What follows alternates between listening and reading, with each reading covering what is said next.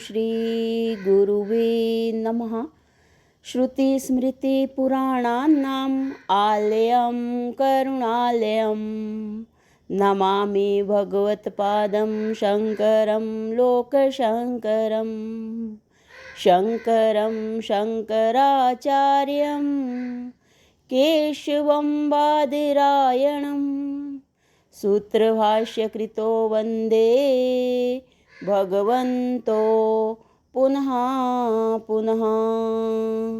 ओम शांति शांति शांति। ओम। प्रणाम भगवान। श्री विचार सागर दर्पण स्वामी श्री मनोहरानंद जी महाराज और हमारा पंचम तरंग चल रहा है भगवान, जिसमें स्वामी जी ने माया के स्वरूप का निरूपण किया है। और यहाँ पे स्वामी जी ने बता दिया कि माया मने नहीं है जो। और अब भगवान यहाँ शंका कर रहे हैं मध्यम दृष्टि कि भगवान जब माया को अनादि मानते हैं और ब्रह्म भी अनादि है, तो फिर दो पदार्थों के अनादि होने से द्वैत होने पर अद्वैत कैसे होगा, अद्वैत कैसे रहेगा।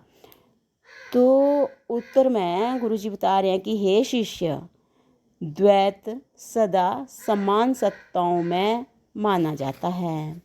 जैसे सपने वाले शिष्य और जागृत वाले गुरु का आपस में द्वैत नहीं बन सकता, क्योंकि सपने वाले शिष्य की सत्ता प्रतिभासिक है तथा जागृत वाले गुरु की सत्ता व्यवहारिक है।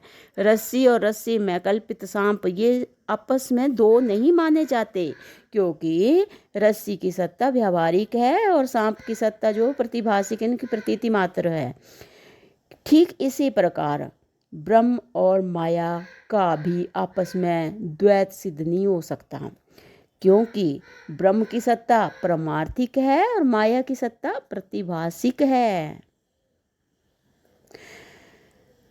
अर्थात ब्रह्म सत्य है और माया मिथ्या अनिवर्चनीय है, इसलिए अनादि होते हुए भी उस मिथ्या माया का सत्य ब्रह्म से द्वैत सिद्ध नहीं हो सकता, अपितु परमार्थ मतलब वास्तव में एक ब्रह्म ही होने के कारण अद्वैत ही सिद्ध होता है।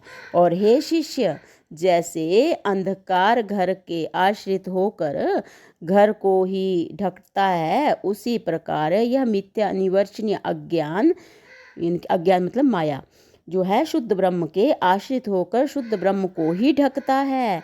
इसलिए अज्ञान को स्व आश्रय स्व-विषय कहते हैं। स्व मतलब ब्रह्म ही आश्रय है और स्व ब्रह्म को ही विषय करता है, इनकी ढकता है। तो आगे बता रहे हैं कि इस विषय में वाचस्पति कहते हैं, अज्ञान ब्रह्म के आश्रित होकर ब्रह्म को विषय नहीं करता, किंतु जीव के आश्रित है और ब्रह्म को विषय करता है। अज्ञान तो बता रहे हैं कि क्योंकि मैं अज्ञानी जीव ब्रह्म को नहीं जानता, इस प्रतीति से ये सिद्ध होता है कि अज्ञान का आश्रय जीव, इनकी मैं शब्द का अर्थ है, और वह अज्ञान ब्रह्म को विषय करता है अर्थात ढकता है। और वह अज्ञान एक नहीं किंतु अनेक है, क्योंकि यदि अज्ञान एक होता तो एक पुरुष के अज्ञान के नष्ट होने से सभी का अज्ञान नष्ट हो जाता और सभी ज्ञानी होने से मुक्त हो जाते। यहाँ पे फिर से ले रहे हैं भगवान की बता रहे हैं कि वह अज्ञान एक नहीं किंतु अनेक है, क्योंकि यदि अज्ञान एक होता तो पुरुष के अज्ञान के नष्ट होने से सभी का अज्ञान नष्ट हो जाता और सभी ज्ञानी होने से मुक्त हो जाते। यदि कहो कि आज तक किसी को ज्ञान हुआ ही नहीं है, तो फिर आगे भी किसी को नहीं होगा, और ऐसा मानने से श्रवण मनन आदि साधन भी निष्फल हो जाएंगे। इसलिए अनेक जीवों के आश्रित अज्ञान भी अनेक हैं, ऐसा मानना चाहिए और उन अनेक अज्ञानों द्वारा कल्पित ईश्वर और ब्रह्मांड भी अनेक हैं, अर्थात उन अनेक जीवों के अपने अपने अज्ञान के कल्पित ईश्वर और संसार भी भिन्न भिन्न हैं। और जिस जिस जीव को ज्ञान होता जाता है उस जीव का अज्ञान ईश्वर और संसार भी निवृत्त होता जाता है, तथा जिस जीव को ज्ञान प्राप्त नहीं होता उसका बंधन रह जाता है, अर्थात वह मुक्त नहीं होता। यह वाचस्पति का मत है, किंतु यह जो है समीचीन यानी कि ठीक नहीं है, क्योंकि समीचीन मतलब ठीक नहीं है, क्योंकि ईश्वर जीव के अज्ञान से कल्पित है। ईश्वर जीव के अज्ञान से कल्पित है और अज्ञान के नाना इनके अनेक होने से अज्ञान द्वारा कल्पित ईश्वर व संसार भी नाना है। यह कहना श्रुति स्मृति तथा पुराण आदि शास्त्रों के विरुद्ध है, क्योंकि एक मानने से उससे कल्पित ईश्वर संसार भी एक ही मानना पड़ेगा, जो वेद आदि शास्त्रों के विरुद्ध नहीं है। और वह अज्ञान जीव के आश्रित नहीं किंतु शुद्ध ब्रह्म के आश्रित है, क्योंकि जीव और ईश्वर ये तो अज्ञान के कार्य हैं। जीव और ईश्वर ये तो अज्ञान के कार्य हैं। कार्य कभी कारण का अधिष्ठान रूप आश्रय नहीं बन सकता। कार्य कभी कारण का अधिष्ठान रूप आश्रय नहीं बन सकता। यद्यपि मैं अज्ञानी हूँ, इस प्रकार का जीव को जो अभिमान होता है उस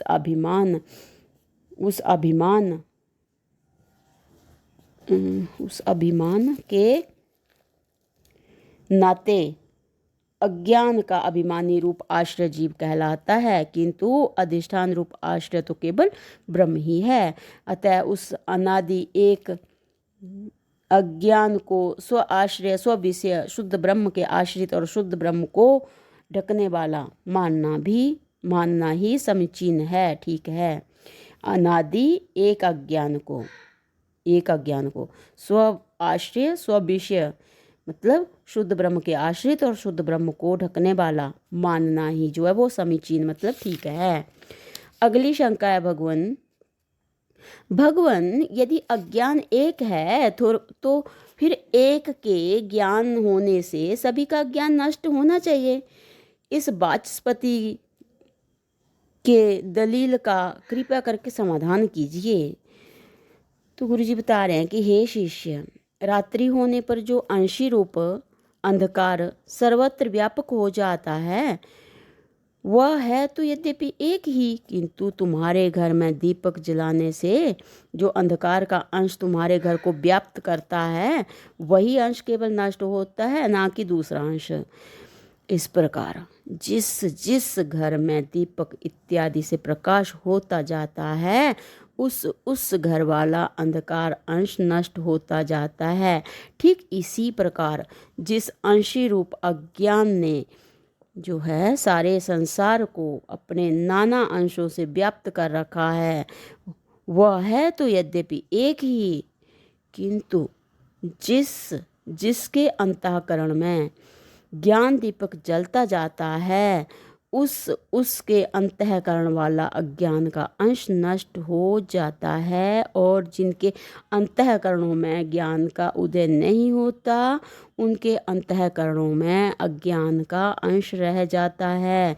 इसलिए अंशी रूप अज्ञान के एक होने पर भी नाना अंशों के कारण इनकी एक के ज्ञानी होने से सबका अज्ञान नष्ट होकर सभी मुक्त नहीं होते, किंतु जिसको ज्ञान होता है वही मुक्त होता है।